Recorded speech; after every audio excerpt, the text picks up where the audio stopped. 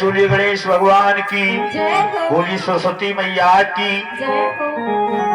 हे माँ बीड़ा धारणी, बीड़ा की सुना दो तान, विश्व में विद्या का विकास फैल जाने दो, सुरों के माध्यम से श्रद्धा फैलती है जहाँ, तुम देर ना करो प्रकाश फैल जाने दो। बोली सरस्वती मैया की, बोली शारदे मैया की।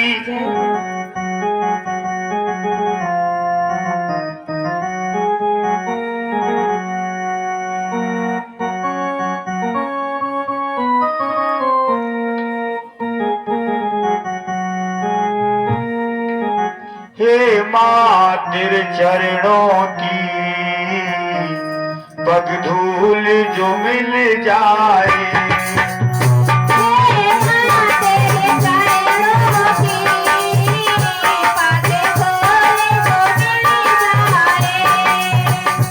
सच कहता हूँ सच कहता हूँ नल माँ तकदीर सवर जाए।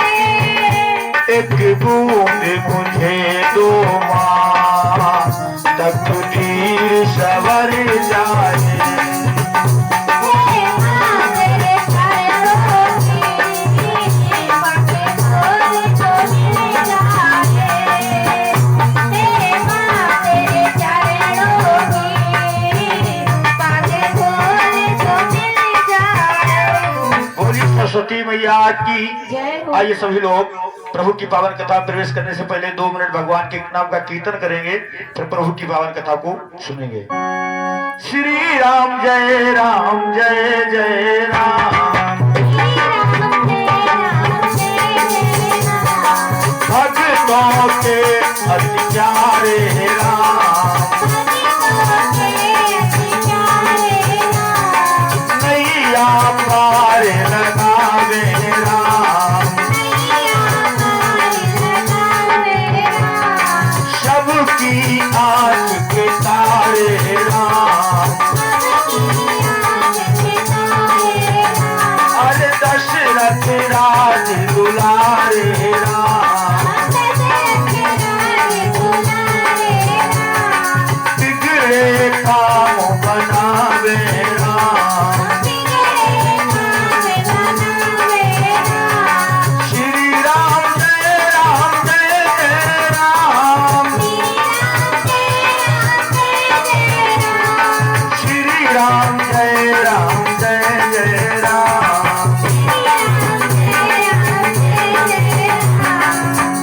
हरे रामा राम राम हरे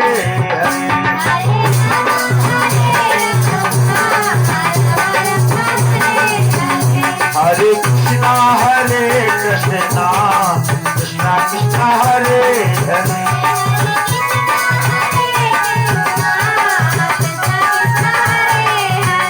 मन हो जा दीवाना रे राम जी के चरणन में,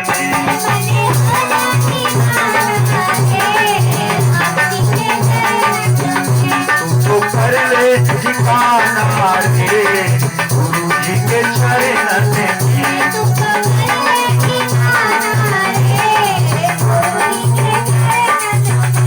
प्रेम से गोविंद भगवान की, बोलिए अलखनाथ भगवान की। तो बताएंगे कल कथा का प्रसंग कहां पर चल रहा था कि शूर्पणखा अपने भैया रावण के पास जा रही है और ये बताने के लिए कि दंडक वन ने मेरे नाक कान को काट लिया है और उसके दिल में एक बैर भी पैदा है, उस बैर का बदला लेने के लिए भी आज शूर्पणखा अपने भैया रावण के पास जा रही है।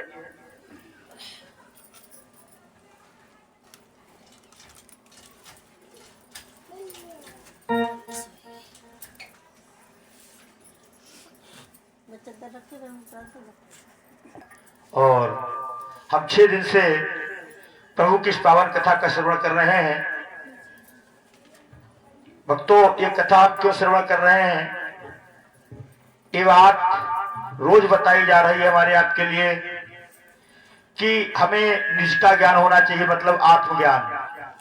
आत्मज्ञान जब तक नहीं होगा तब तक हमारे जीवन में पूर्ण शांति और पूर्ण आनंद की प्राप्ति नहीं हो पाएगी।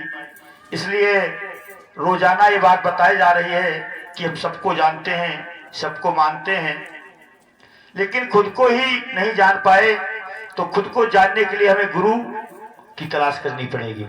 क्योंकि चाहे बिरंच शंकर सम होई और बिन गुरु भवनिधि तरे ना कोई, बगैर गुरु के हम आप भवसागर को पार नहीं कर सकते हैं। इसलिए हमें इस मानव जीवन में यही जानना है कि मैं कौन हूं। वेद भी इसी बात के लिए इशारा करते हैं कि ऐ इंसान अपने आप को जान। तुम माता पिता भाई बंधु सबको जानते हो लेकिन खुद को ही नहीं जानते हो।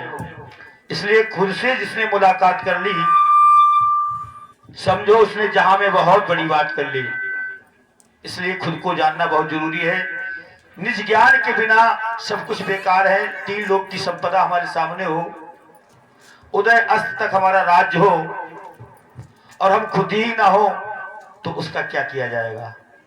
मेवा मिष्ठान पकवान सब कुछ रखे हुए हो और तुम खुद ना हो तो फिर क्या अस्तित्व इनका है? देवी देवता भगवान सब विराजमान हो, तुम ही ना हो तो फिर क्या होगा उनका? इसलिए सभी का मान सम्मान, सभी का पूजन अर्चन वंदन करें क्योंकि सब में परमात्मा विराजमान है। लेकिन सबका पूजन अर्चन वंदन करने से पहले उस सच्चे भगवान को जानने के वो सच्चा भगवान है कहाँ। और संत महापुरुष हमारे वेद शास्त्र कहते हैं वो परम पिता परमात्मा हर पल हर क्षण तुम्हारे आपके अपने पास है, सबके पास है। एक क्षण के लिए वो अलग नहीं होता और हम उससे अलग नहीं होते। जब परमात्मा हर समय हमारे पास है तो वो आज तक हमको मिला क्यों नहीं? ना मिलने का कारण यही है कि अभी तक हमें कोई सच्चा सतगुरु नहीं मिला। एक भिखारी था, वो स्टेशन पर भीख मांगता था, पूरा जीवन बीत चुका। तो एक दिन प्रभु से प्रार्थना करने लगा, प्रभु क्या पूरे जीवन में भिखारी ही बना रहूंगा, कभी बड़ा आदमी नहीं बन सकता? तो उसने कहा अब की साल मैं इतनी भीख मांगूंगा कि खूब पैसा इकट्ठा करूंगा। तो वो खूब भीख मांगता था और उसकी झोपड़ी पड़ी हुई थी। वो रुपया लाता और घर पे आकर के गड्ढा खोद करके गाड़ देता। जहां उसने गड्ढा लगाया था उसके 4 अंगुल और नीचे अगर गड्ढा लगा देता तो वहां सोने की सरपियां भरी पड़ी थी, लेकिन 4 अंगुल और नहीं खोद सका, वो पता नहीं था और जीवन भर भिखारी ही रहा। वो भिखारी हम आप हैं, रोजाना कटोरा लेकर के आनंद की भीख मांगते हैं। कोई पत्नी से मांगता है, कोई बच्चों से मांगता है, कोई भगवानों से मांगता है, कोई देवी देवताओं से मांगता है आनंद की भीख। और कामना रखते हैं हम तमाम विचारों से, और वो जब हमारे मन का कार्य पूरा नहीं होता तब हम दुखी होते हैं। जबकि सबका मन का ही प्रकाशक, बुद्धि का ही प्रकाशक, सबका प्रकाशक परमात्मा तुम्हारे पास है। सभ्य शास्त्र कहते हैं परमात्मा आनंद रूप है, ज्ञान स्वरूप है, शांति स्वरूप है। इसलिए उस ईश्वर को जानो, वो ईश्वर बाहर कहीं नहीं आपके अंदर है। और अंदर कैसे मिलेगा ये हमें गुरु बताएगा, अंदर जाने का तरीका गुरु बताएगा। इसलिए कल का वो दिन है जो भक्त लोग दीक्षा लेकर के इस मानव मंदिर के अंदर परमात्मा का बोध करना चाहते हैं, उस परमात्मा की सच्ची भक्ति करना चाहते हैं, तो कल ठीक 8 बजे यहाँ साधना शिविर लगाया जाएगा, दीक्षा दी जाएगी। और साधना शिविर में इस मानव मंदिर के अंदर जो परमात्मा विराजमान है उसका बोध कराया जाएगा। दीक्षा लेकर के आप अपने अंदर की कमाई करें और सच्चे भगवान से मुलाकात करें। आइए एक भजन सुनते हैं। ईश्वर को जान बंदे मालिक तेरा वही है,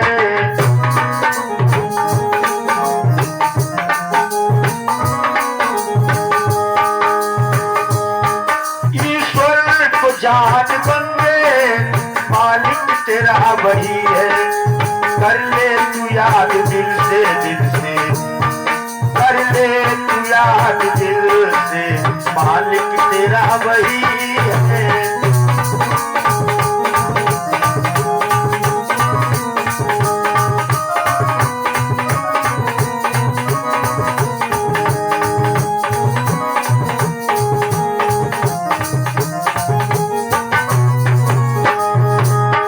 और भूमि अगर पवन में, सागर पहाड़ वन में,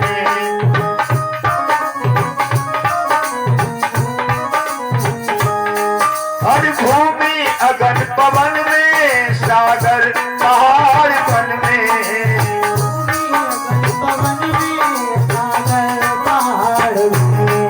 और उसकी सभी भुवन में, भुवन में, हाँ उसकी सभी भुवन में छाया समा रही है।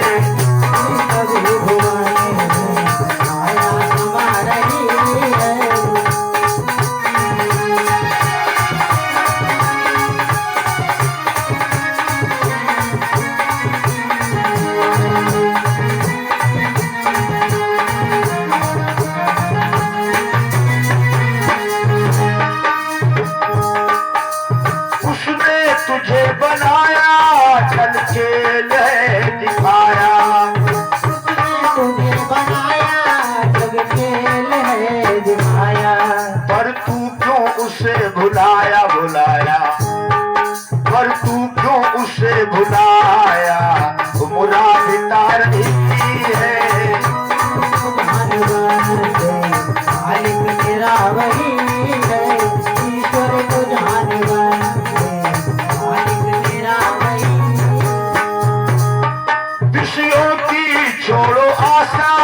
सब झूठ है तमाशा।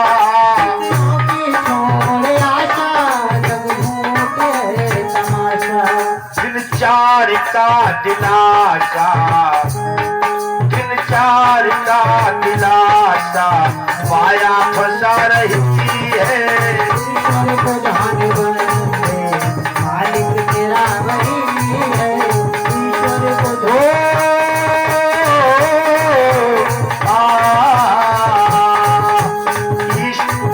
ईश्वर को जान मंगे।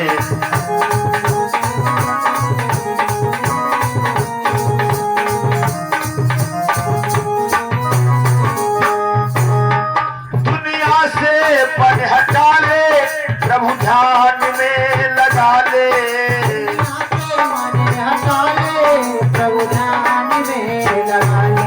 ब्रह्मानंद मोक्ष पाले, ब्रह्मानंद मोक्ष पाले, तन का पता नहीं है। मालिक तेरा वही है, ईश्वर को जान मालिक तेरा वही। सूर्य रघुनाथ भगवान की, जय हो, गुरु गुरुदेव भगवान की। जय हो।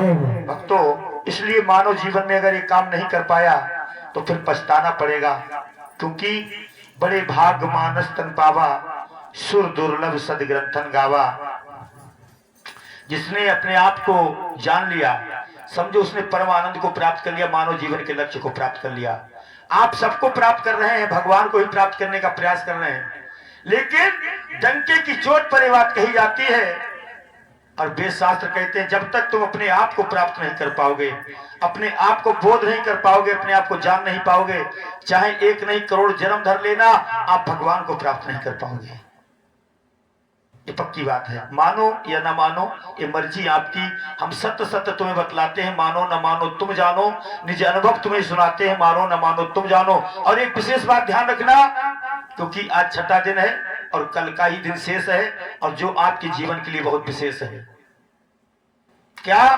जो अगर तुम अपने आप को नहीं जान पाओगे तो ये संसार तुमको ठगता ही रहेगा और आप ठगाई में आते रहेंगे।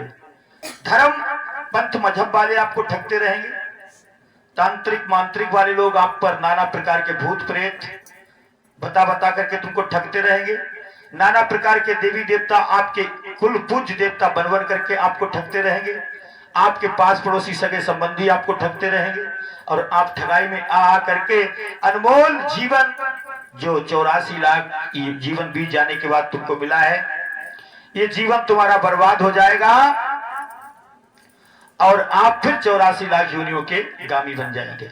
इसलिए मौका है, अवसर है अनमोल, काम कुछ ऐसा कर जा, ले सतगुरु से ज्ञान यार, मरने से पहले मर जा। अपने घर में बैठ, मती किसी के घर जा, क्योंकि कहा गया है आत्मा जो हमारे आपके अंदर है, जो बोलने वाली है, जिसकी चेतनता पूरे शरीर में समाई हुई है, ये आत्मा ही परमात्मा है। ऐसा वेद कहते हैं, सभी कहते हैं। तो आत्मा कहती है इस शरीर से क्या,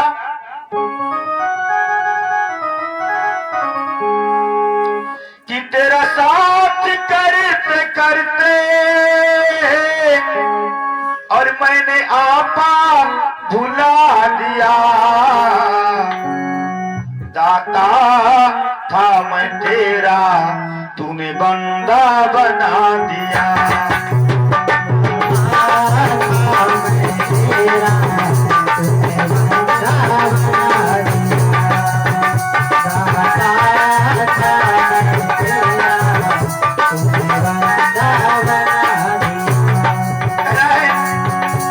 आत्मा कहती है मेरे होने से तेरा होना, तेरे से तेरा आना,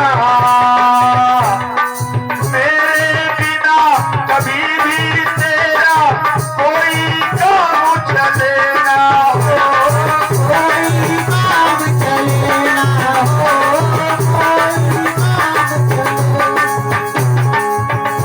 आत्मा कहती है शरीर, इंद्रियां, मन और अहंकार से तू मुझसे बना हुआ है, तूने रुतबा दिखा दिया।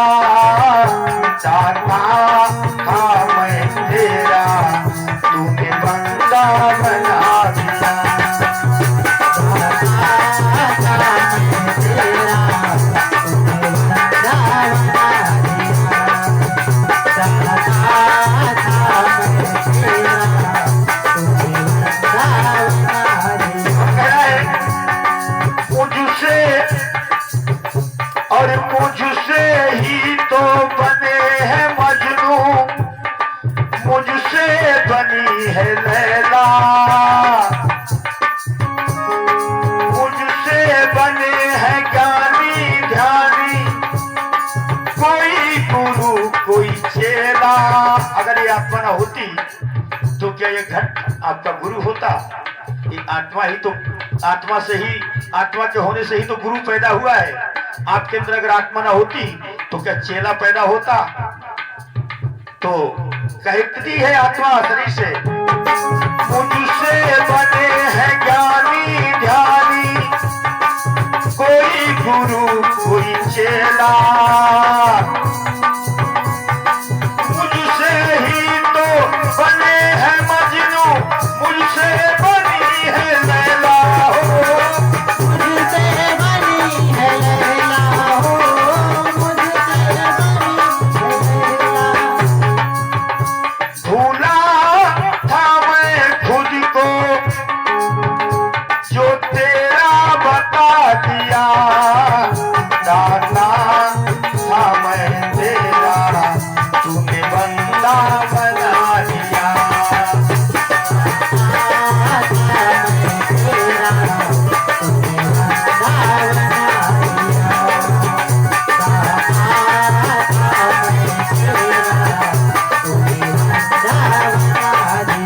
कहना है भेड़ी की संगत करते करते एक शेर बना था भेड़ा। एक बड़ी गजब की बात आई है, एक गर्भवती शेरनी भाग रही थी, भागते भागते उसका गर्भ गिर गया। शेरनी तो भाग गई, बड़े गौर से सुनना, एक गर्भवती शेरनी भाग रही थी, भागते भागते उसका गर्भ गिर गया और शेरनी तो भाग गई। बच्चा जो पैदा हुआ, उस बच्चे ने पैदा होने के बाद यही नहीं जाना कि मेरी माँ कैसी है। शेरनी भाग गई, एक गड़रिया भेड़ों को लेकर के गया। वो शेरनी का बच्चा उस भेड़ों के झुंड में मिल गया और वो भेड़ को ही अपना माँ बाप समझने लगा। भेड़ घास फूस खाती, वो भी घास फूस खाने लगा, बड़ा हो गया, पूरा शेर हो गया। एक दिन जंगल वाले शेर ने उसको देखा तो जंगल वाले शेर ने आवाज लगाई, तू तो शेर है, भेड़ों के साथ क्या कर रहा है? भेड़ तो तेरा भोजन है। तो जो भेड़ के साथ शेर था वो कहने लगा, ना भैया ना, मैं शेर नहीं हूं, शेर तो तुम हो, मैं तो भेड़ हूं, मैं तो भेड़ हूं, मैं शेर नहीं हूं। तो जंगल वाला शेर बड़ा हैरान हो गया। अरे वो बार बार समझाए कि तू शेर है, तू भेड़ नहीं है, लेकिन वो मानने को तैयार नहीं। उसने कहा, तू मेरे साथ तालाब के किनारे चल, तुझे मैं प्रमाण देता हूं। तालाब के किनारे लेकर गया और कहा, इसमें अपनी सूरत देख और मेरी सूरत देख, तुझे पता लग जाएगा। जैसे उसने तालाब में अपनी सूरत को देखा, उसकी सूरत को देखा, तो दोनों सूरतें एक जैसी। अब तो कहने लगा, उसे विश्वास हो गया, मैं शेर हूं। बोले, हाँ तो शेर है नहीं था, तू भेड़ बना हुआ था अपने विचारों से। लगा आवाज, जैसे मैं दहाड़ता हूं वैसे तू भी दहाड़। जब उसने आवाज लगाई तो उसने भी आवाज लगाई, तो सारी भेड़ें भाग गई। बस एक बार आपको आवाज लगानी है, वो शेर हम हैं, वो अजर अमर अविनाशी वो हम हैं, वो परम पिता परमात्मा हमारे आपके अंदर जो बोलने वाला, देखने वाला, जानने वाला वो हम हैं। सच बताना, आप ही बोलते हो या पड़ोसी बोलता है तुम्हारे अंदर? विचार करके देखो। मंजन फल पे खो तत्काला, सत्संग में कोई वस्तु उधार नहीं दी जाती। बाबा ने लिखा है क्या? अरे मंजन फल पे खो तत्काला,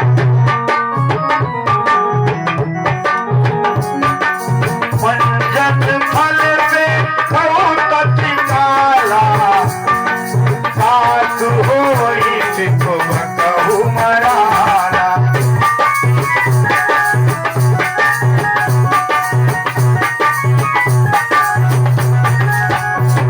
मंजन फल पे खो तत्काला, सत्संग में वस्तु उधार नहीं दी जाती, नगद सौदा मिलता है।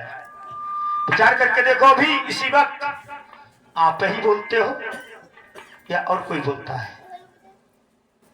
तो आप पड़ोसी, तुम नातेदार रिश्तेदार बोलते तुम्हारे अंदर। आप ही कथा सुन रहे हो कि और कोई तुम्हारे नातेदार रिश्तेदार सुन रहे हैं, या तुम्हारे अंदर कोई देवता बैठा सुन रहा है?